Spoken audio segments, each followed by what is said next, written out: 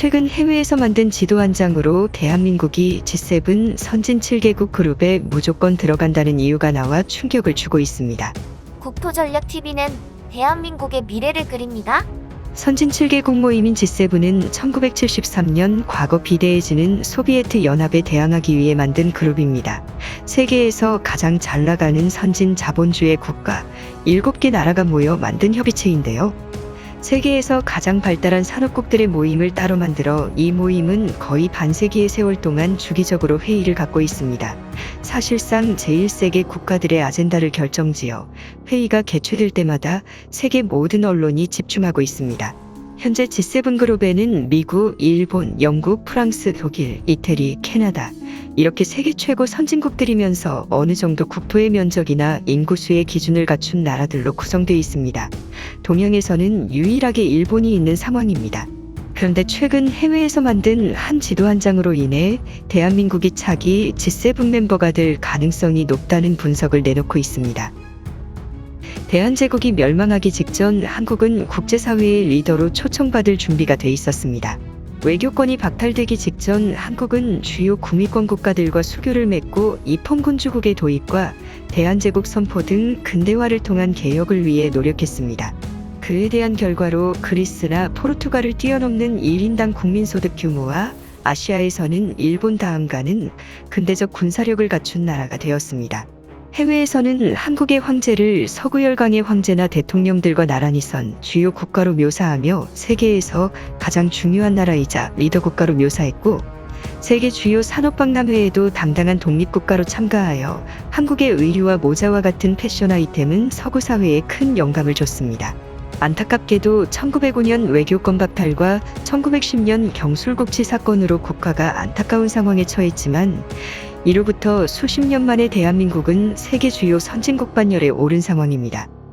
대한민국은 서울에서 G20 회의를 개최한 이후 이렇다 할 만한 리더로서의 국제적 외교 성과가 없었던 차에 대한민국이 G7에 가입될 가능성이 높다는 분석이 나오고 있습니다. 해외의 한 다큐멘터리 채널에서 만든 지도가 화제를 모으고 있습니다. 바로 유럽의 지배하에 놓였던 세계 국가들에 관한 지도입니다. 여러 개의 색상으로 표기된 이 지도에서는 지구상 대부분의 나라들이 유럽에게 식민 지배를 당했거나 지배당한 나라들로 표기가 돼 있는 반면 극소수의 국가들만 유럽 국가의 식민 통치를 당하지 않은 나라로 표기돼 있습니다. 바로 일본, 태국, 라이베리아 그리고 대한민국입니다. 일본은 메이지 유신을 통해서 서구 사회의 식민 지배를 면할 수 있었고, 태국은 인도차이나 반도를 노리던 영국과 프랑스 사이의 중립외교를 통해 국가의 독립을 유지할 수 있었고, 라이베리아는 미국의 흑인들이 주도하여 만든 독립국으로서 식민 지배를 면한 나라입니다. 한국 역시 병인 양요 사건에서 당시 세계 최강 서구열강이었던 프랑스를 크게 이겨 영국 이코노미스트지에서도 대서특필을 할 정도로 당시 아시아 국가로서는 유일하게 서구 제국주의를 이겨버린 최초의 국가가 됐고, 이후로도 신미양요, 거문도점령 등 서구열강 침입 사건들이 있었으나 모두 물리치거나 쫓아내어 한국은 서구열강으로부터의 식민 통치를 면할 수 있었습니다. 이에 네티즌들은 이 지도를 보며 대한민국이 차기 G7 멤버에 포함될 수 있을 것이라고 언급하고 있습니다. 그 이유는 경제적 규모와 인구 그리고 과거 식민지 경영을 주도한 현 G7 회원인 서구 국가들과의 씻지 못할 치욕스러운 역사가 없었기 때문에 G7에 충분하게 가입이 가능하다는 분석을 내놓고 있습니다. 현재 G7의 회원국들 중에는 서로 간의 식민 통치나 점령을 했었던 아픈 역사가 있었던 나라들이 많습니다. 미국은 영국의 식민지였고, 이태리나 독일의 일부는 프랑스 나폴레옹 제국에 의해 오랜 기간 통치됐고, 프랑스와 영국 사이에는 마치 임진왜란처럼 무려 100년 동안 침략전쟁을 당한 백년전쟁이 있었고, 프랑스의 일부 지역은 영국의 지배하에 놓여 있었던 역사가 있습니다. 일본 역시 메이지 유신의 시기 이전 영국, 미국 등 서구열강에게 처참하게 침략당해 강제 개항하는 치욕의 역사가 있었던 것이 사실이고, 고대의 시기로 거슬러 올라가면 한국에게 통치당했던 역사가 있습니다. 하지만 G7 회원국들끼리 서로 과거의 역사를 되새기며 서로 상처를 주기보다는 서로 간의 깊은 협력관계를 맺어 소련이나 중국 공산당 같은 세력으로부터의 위협에 대항하기 위해 똘똘 뭉치고 있는 상황입니다. 실제 20세기 후반 들어 급성장한 나라 중엔 미국, 영국, 프랑스, 독일, 캐나다, 이태리와 같은 G7 회원국들과 앙금없이 우호적인 관계를 유지하는 나라는 거의 드문 상황입니다. 오직 한국만 유일하게 우방 관계를 맺고 있는 상황인데요. 현재 G7은 개편을 앞두고 있습니다. 일부 전문가들은 향후 G7의 개편에는 프랑스, 독일, 이태리가 유럽연합의 자격으로 참여하여 압축될 것이고 미국, 영국, 캐나다, 그리고 태평양의 주요 국가인 일본에 더해서 한국과 호주가 참여하게 될 것이라는 분석을 내놓고 있습니다. 아시아 태평양 국가의 비중이 매우 커져서 일본, 호주, 한국 이렇게 포함되고 비백인 국가로서는 한국과 일본이 유일한 상황인 것인데요. 이렇게 아시아 태평양 지역이 비중 있게 개편하게 될 가능성이 높다는 가장 큰 이유 중에는 바로 중국에 대한 견제가 가장 큰 상황입니다.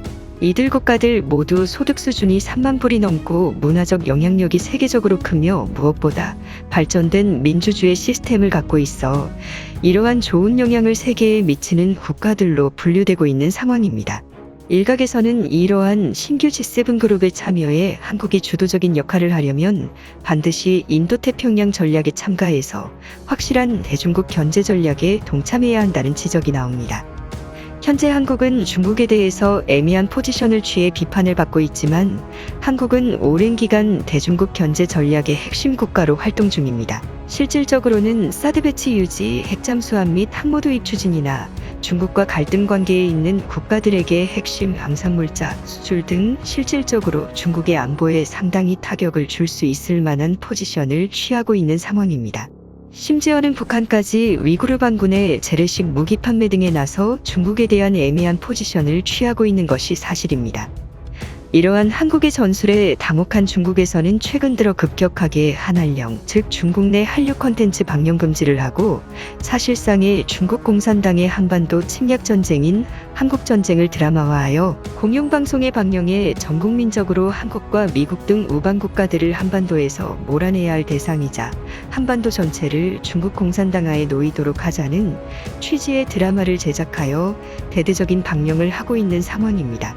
뿐만 아니라 한국산 주요 방산물자인 현무미사일, K9, K2 전차들에 관해서 해킹 시도를 하는 등 사실상 세계 그 어느 국가들보다 대한민국은 보이지 않는 전쟁을 치르고 있는 상황인데요.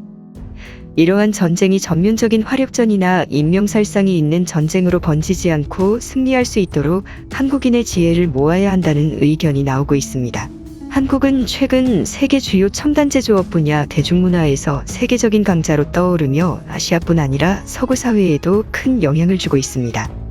심지어 최근 벌어지고 있는 미얀마 사태에서 많은 미얀마인들은 한국 대사관 앞에서 대한민국 국민들에게 자신들의 민주화와 보호를 위해서 국제사회에 목소리를 내달라고 아우성치고 있습니다. 이전에도 홍콩 사태, 태국 사태 때에도 한국에 대해서 주요 민주주의 국가로서 국제사회에서 목소리를 내어달라는 요구를 받고 있는 상황입니다. 과연 해외 네티즌들의 예언처럼 대한민국이 국제적 리더로서 G7 선진 7개국에 가입할 수 있을까요?